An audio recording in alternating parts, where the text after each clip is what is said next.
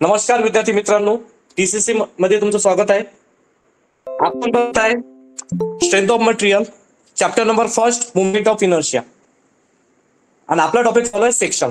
याच्या आधीच्या लेक्चरमध्ये मी 2 प्रॉब्लेम घेतले होते आणि 3 प्रॉब्लेम होमवर्कला दिले होते. तर बघा problem number 4 is symmetrical I section. Symmetrical आहे आय सेक्शन. सिमेट्रिकल असलं तर समजून जायचं की खूप इझी वाला प्रॉब्लेम आहे. तर एक आय सेक्शन काढूया आपण. सर्वात आधी आय सेक्शन. सिमेट्रिकल म्हणजे काय होते माहिती आहे का? त्याचे दोघांचे फ्रेंच काय असतात, सारखे राहतात. टॉप आणि बॉटम फ्रेंच काय राहतो, सारखा राहतो, त्याला सिमेट्रिकल म्हणतात. बाकी तर काहीच नाही, अत्यंत सोपी आहे. हा असा आपण काढला एक आय सेक्शन. टॉप आणि बॉटम फ्रेंच याचा काय सारखे.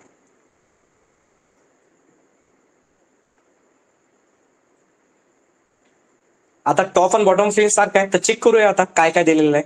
ए symmetrical I section overall depth 300 mm. Overall depth म्हणजे होते की वरपासून तर खालपर्यंतचं डिस्टन्स, याला ओव्हरऑल डेप्थ म्हणतात. याला काय म्हणतात, ओव्हरऑल डेप्थ. किती आहे, 300 mm. त्याच्यानंतर हॅज इट्स फ्लेंज 150/10. 150 हा 150 आहे बाय 10 mm हे फ्लेंज आहे. त्याच्यानंतर वेबची थिकनेस दिलेली आहे 10 mm. हे 10 mm वेबची थिकनेस दिलेली आहे, हे 10 mm. ओके. आणि त्यात मग हा जर 150/10 आहे तर हा पण 150/10 असेल, दुसरं तर काही नसू शकते कारण सिमेट्रिकल आहे 150/10. मग आता लक्षात ठेवा की जर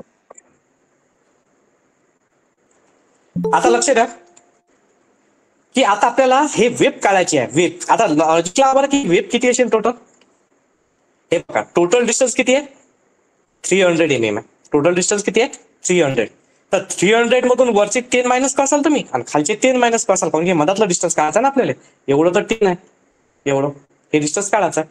तर 300 मधून 10 आणि 10 मायनस केलं तर किती होऊन जाईल, 280 mm. हे होऊन जाईल 280 mm. त्यानंतर बघा आता विद्यार्थी मित्रांनो, आता आपल्याला त्याला काय म्हटलेलं आहे बघूया. एवढं तर आपण म्हणजे की थोडंसं वाचलं होतं प्रॉब्लेम, तर त्याच्यानुसार एवढं आपण फाइंड केलेलं आहे. आता काय म्हणते, find the movement of inertia. Movement of inertia find करा म्हणते about its centroidal axis. Centroidal axis पासून परपेंडिक्युलर टू द फ्लेंज. फ्लेंजले परपेंडिक्युलर. आता फ्लेंजले परपेंडिक्युलर म्हणजे काय होते लक्षात ठेवा. आता फ्लेंज आपली कशी आहे, हॉरिझॉन्टल आहे. तर फ्लेंजले जर परपेंडिक्युलर जर आपण मुवमेंट ऑफ इनर्शिया म्हणजे आपल्याला काय लागते, वाय एक्सिस काढ लागते. काय काढ लागते, हा वाय एक्सिस आपल्याला काढा लागते. आणि इथं असते एक्स एक्सिस. हा आपल्याला काढायची काही गरज नाहीये. मग आता वाय एक्सिस कसा काढतात. आता वाय एक्सिस काढण्यासाठी एकदम सिंपल फॉर्म्युला आहे याच्यामध्ये. आता बघा मुवमेंट ऑफ इनर्शिया सिमेट्रिकल असल्यामुळे बघा सिंपल आहे एकदम. फॉर्म्युला आहे मुवमेंट ऑफ इनर्शिया वाय एक्सिसचा. फॉर्म्युला आहे 2 multiply by movement of inertia of flange.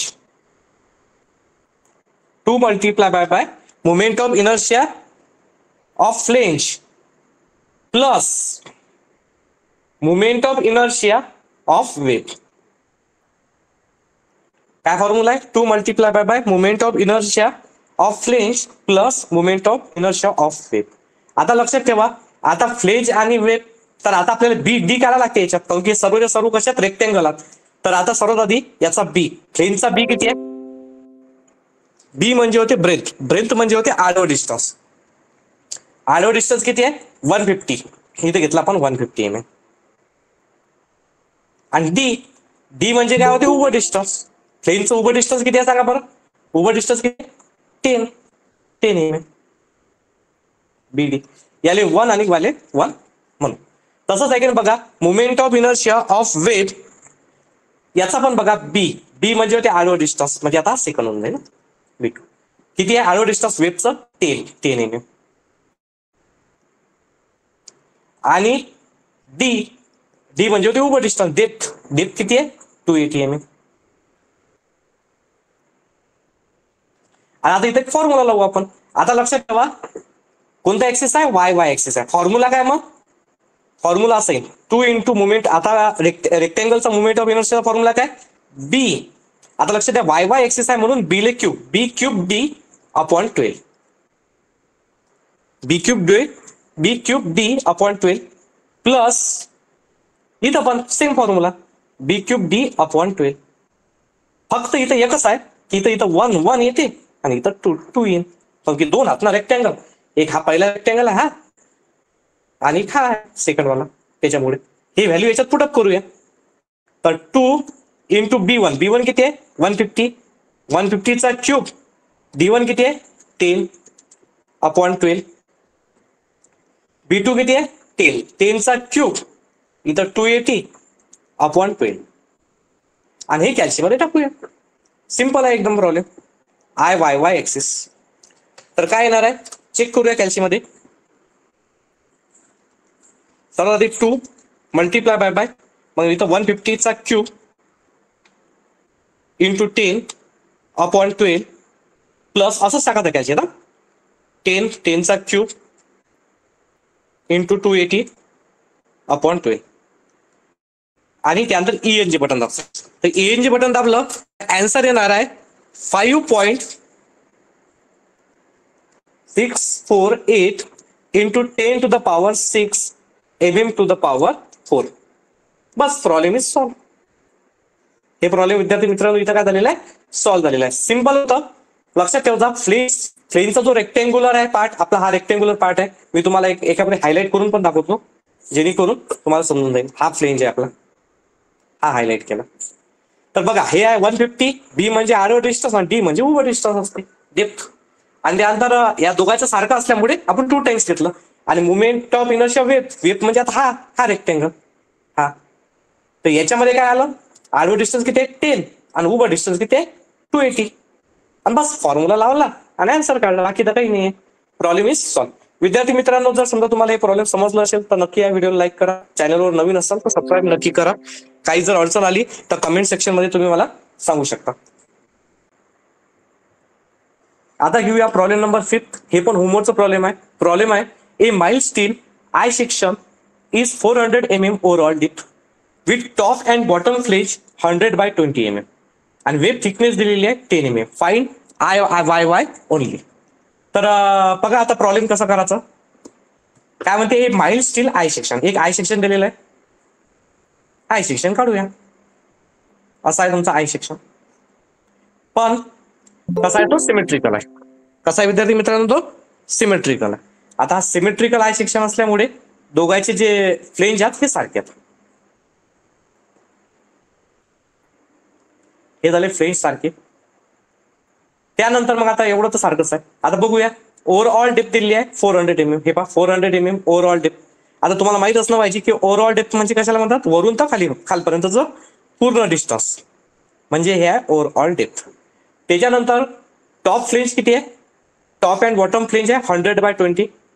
हे आहे 100 mm आणि हे आहे 20 mm. 100/20 mm. इथं पण 100/20.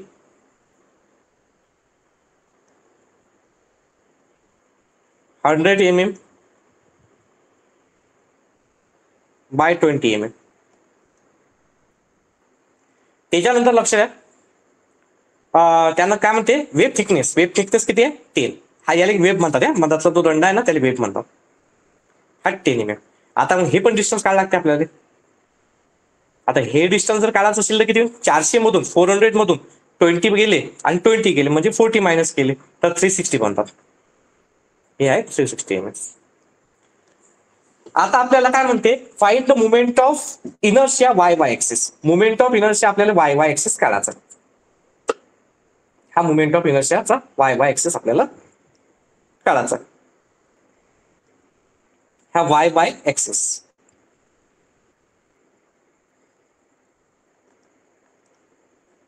हा असते एक्स एक्स एक्सिस. त्यानंतर बघा विद्यार्थी मित्रांनो तुम्हाला याच्यामध्ये फक्त फ्लेंज आणि वेबचा आपल्याला डिस्टन्स घ्यायचा आहे. आता थोडंसं हायलाइट करून दाखवतो मी तुम्हाला. हा असते तुमचा फ्लेंज हे डिस्टन्स. आडवं डिस्टन्स किती आहे 100 mm आणि उभं डिस्टन्स किती आहे 20 mm. तर हा वाय वाय एक्सिस म्हटलं तर अत्यंत सोपी आहे. फॉर्म्युला अत्यंत सोपी आहे. याचा फॉर्म्युला काय आय वाय वाय एक्सिसचा बघा आय वाय वाय एक्सिस म्हणजे movement of inertia Y Y axis two multiply by flange plus म्हणजे की movement of inertia of flange आहे plus movement of inertia of web. इथं काय करसाल तुम्ही आता two multiply by flange movement of inertia of flange करायला लागते म्हणजे आपल्याला बी आणि डी पाहिजे. काय पाहिजे बी आणि डी. बी पाहिजे आणि एक डी पाहिजे. बी म्हणजे होते आडवं डिस्टन्स आणि डी म्हणजे होते उभं डिस्टन्स. आता फ्लेंज पाहू कसा आहे. फ्लेंज कोणता दोन पैकी कोणता घेतला चालते. हा आहे तुमचा फ्लेंज. हा मी हायलाइट केला तो. मग आडवं डिस्टन्स किती आहे हॉरिझॉन्टल डिस्टन्स किती आहे 100 आणि उभं डिस्टन्स म्हणजे व्हर्टिकल डिस्टन्स किती आहे 20. म्हणजे बी झाला 100 mm आणि डी किती झाला 20 mm. याच्यात पण बघूया. याच्यात वेब मध्ये आडवं डिस्टन्स बघूया किती आहे. आता हायलाइट करून दाखवतो मी तुम्हाला वेब कोणता आहे तो. हा आहे तुमचा वेब. तर याच्यामध्ये जर समजा आपण हे आहे आडवं डिस्टन्स किती आहे सांगा मग आडवं डिस्टन्स 10 आणि उभं डिस्टन्स किती आहे 360. बस एवढंच फक्त पाहायचं बाकी तर काही नाही. आडवं डिस्टन्स आहे 10 म्हणजे त्याला बी म्हणतात 10 mm आणि उभं डिस्टन्स किती आहे 360 mm. हा आता याले 1 म्हणायचं याले 2 म्हणायचं याले 1 म्हणायचं याले 2 म्हणायचं. हे आता तुम्ही म्हणाल हे 1 2 काय आहे सर फॉर्म्युलामध्ये कन्फ्युजन होत नाही बाकी काही नाही. फॉर्म्युला काय आपल्यापाशी फॉर्म्युला आहे 2 इंटू आता वाय वाय एक्सिसला तर बी क्यूब बी क्यूब डी अपॉन 12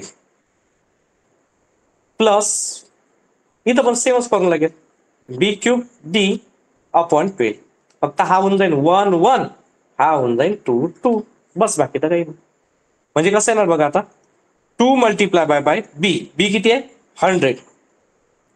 100चा क्यूब त्यानंतर डी हा याला D1 म्हणला का आणि हा B2 आहे 2 2 हे 1 1. D1 किती आहे 20 अपॉन 12 प्लस B2 म्हणजे इथे 10चा क्यूब D2 किती येते 360 अपॉन 12. बस कॅल्शियम मध्ये टाका आणि आन्सर काढा भेटले तुम्हाला मार्क मग 4 पैकी 4 झाले तुम्ही पास. आता लक्ष द्या 2 मल्टिप्लाय बाय 100चा क्यूब इंटू 20 अपॉन 12 प्लस 10चा क्यूब इंटू 360 अपॉन 12 आणि ENG बटन दाबजा. ENG बटन दाबा लागते 3.363 इंटू 10 टू द पॉवर 6 आणि याचं युनिट असते हमेशा लक्षात ठेवा मुवमेंट ऑफ इनर्शियाचं mm to the power 4. Problem is solve. आता त्यांना फक्त आय वाय वाय एक्सिस सांगितला होता. जर एक्स एक्स एक्सिस असतं तर आपण एक्स एक्स एक्सिस पण काढला होता तेव्हा फॉर्म्युलामध्ये डी क्यूब लागते एवढं लक्षात ठेवता. मी याच्या आधीच्या लेक्चरमध्ये सांगितलंच. हे प्रॉब्लेम इथं सॉल्व्ह झालेला आहे. जर तुम्हाला हे प्रॉब्लेम समजलं असेल तर या व्हिडिओला नक्की लाईक करसाल. चॅनलवर नवीन असाल तर सबस्क्राईब. काही जर क्वेश्चन विचारायचे असेल तर कमेंट सेक्शन मध्ये सांगा.